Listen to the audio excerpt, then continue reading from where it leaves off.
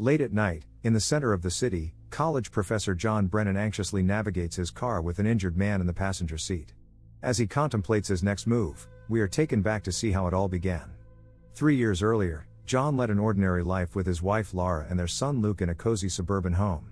One morning, after Lara completes her usual insulin injection, she is startled to notice a bloodstain on her jacket. She heads to the sink to clean it, but before she finishes, the police unexpectedly raid their house and arrest her on a murder charge. Lara is sentenced to life imprisonment, leaving John to raise Luke alone. John refuses to give up, hiring a lawyer to appeal the case and visiting Lara in prison with Luke, who seems distant and uninterested in his mother's attempts to engage with him. 3 months ago, John reviewed the evidence with his lawyer once more. Lara insists she had collided with another woman and lost a button, but there isn't sufficient evidence for the police to pursue this lead. There is, however, substantial evidence against Lara. A colleague saw her leaving the crime scene, the victim's blood was found on her clothes, and her fingerprints were discovered on the weapon. The lawyer explains that regardless of their beliefs, Lara will never be released, prompting John to dismiss him. Afterward, John visits Lara to share this information, and she immediately understands the situation when she sees his tearful expression, leading her to an emotional collapse. That night, John receives a call informing him that Lara has been taken to the hospital. Following a heated exchange with both the officer and the doctor, he is finally granted a few minutes with her, where he notices her handcuffed to the bed with a bandage on her wrist, hinting at what she attempted. In that moment, John resolves to do whatever it takes to free Lara, even if it means resorting to unlawful methods. He begins by researching prison escapes and arranges a meeting with Damon Pennington, a former convict who successfully escaped prison 7 times. Damon is skeptical of John's claim about conducting college research but offers some advice in exchange for a monetary reward. He suggests seeking disruptions to the prison's routine, identifying a secluded destination, meticulously planning the escape route, avoiding transportation hubs, departing from a different state, acquiring authentic-looking counterfeit documents, and exclusively using cash for transactions. To sustain themselves for approximately 5 years, they will need a substantial amount of money. The most challenging aspects will be navigating Pittsburgh's bridges, as the city has implemented a rapid lockdown procedure since the 9/11 attacks, and being prepared to sever ties with his parents and resort to violence if necessary. Upon returning home, John begins meticulously outlining his escape plan on a wall, incorporating a map, images, clues, and calculations. During his visits to Lara in prison, he pays close attention to details such as the elevator's keyhole, maintenance work on the ceiling, and the regular arrival of trucks. Driven by desperation, John even analyzes this information on his laptop while teaching his classes and decides to sell his house to fund their future. To obtain counterfeit documents, John ventures into a seedy neighborhood to purchase OxyContin and inquires about contacts who specialize in creating authentic-looking passports. After several unsuccessful attempts, he eventually connects with a man who directs him to a local bar. Unfortunately, John inadvertently walks into a trap set up to rob him.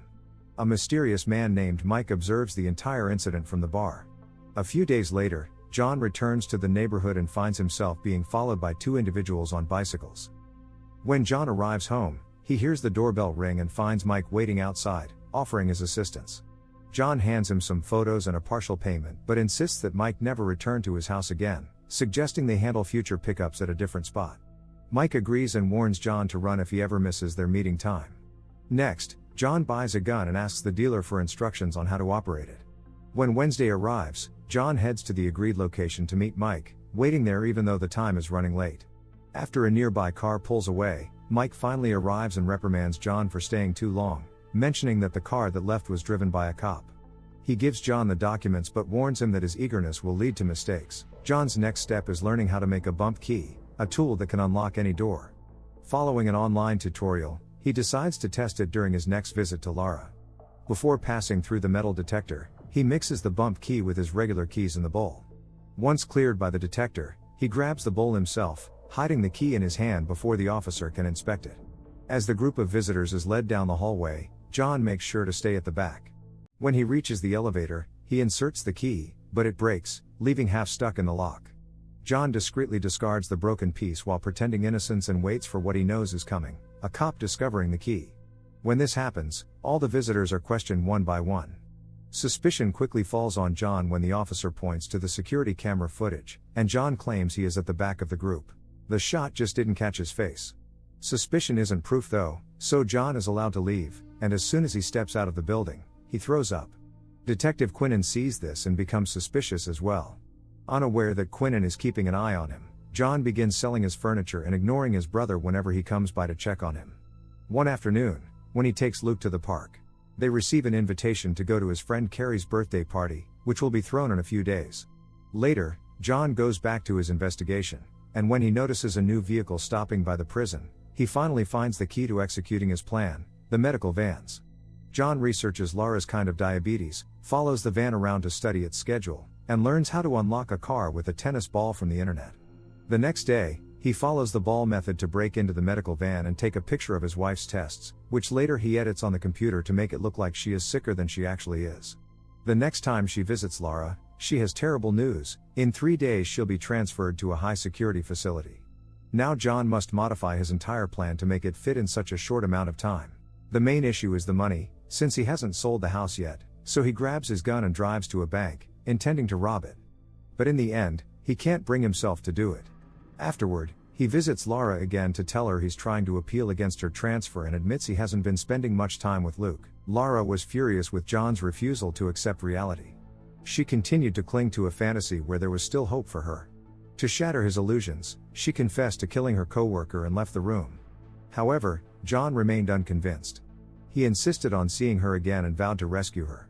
Desperate for funds, John returned to the seedy neighborhood at night and followed a dealer to his supplier's house.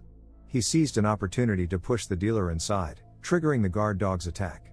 John threatened everyone with his gun, forcing Alex to lock away the dog and his partner. He demanded money, but they could only offer what they had. Alex believed John lacked the courage to kill, having failed to shoot the dog. To prove his resolve, John started a fire with a bottle of whiskey.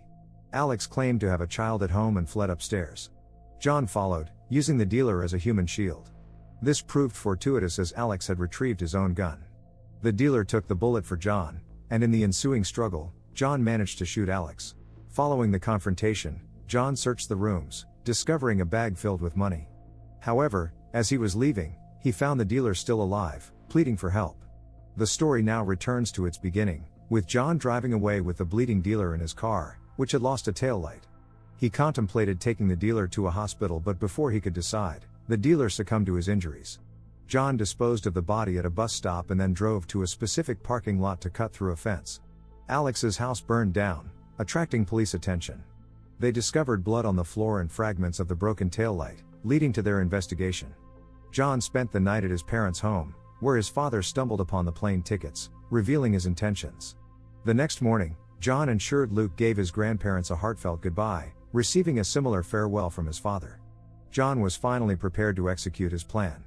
After packing and discarding all the planning-related paperwork in 2 separate trash bags, he went to the medical center and severed their phone lines. John then entered the van and replaced Lara's blood tests with the falsified ones. He dropped Luke off at Carrie's birthday party, informing the girl's mother that Luke had his grandparents' contact information in his jacket in case John was delayed. At the hospital, the fake blood results were reviewed. Unable to contact the lab for verification, the doctor requested Lara's transfer for closer observation. Meanwhile, the police used the broken taillight to identify the car model and trace it back to John. They visited his house and discovered the unusual state of his former planning wall.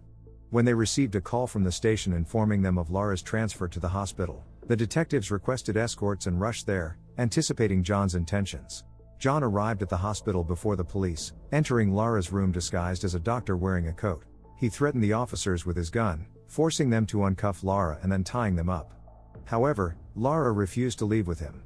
To persuade her, John offered his phone so she could call Luke and inform him that neither parent would be returning. With no other options, Lara agreed to escape, changing into the clothes John had brought. As they entered the elevator, a nurse witnessed them leaving the room and alerted security.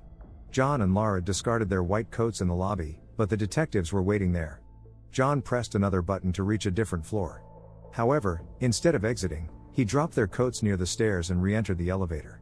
The police assumed John and Lara had taken the stairs to the parking lot and rushed there. However, the couple had actually returned to the lobby and exited through the front door. Once on the streets, John turned his jacket inside out so they could blend in with a group of Pittsburgh Penguins fans heading towards the station. They managed to board the subway before the detectives arrived, but knowing the police would be waiting at the next station, John pulled the emergency brake.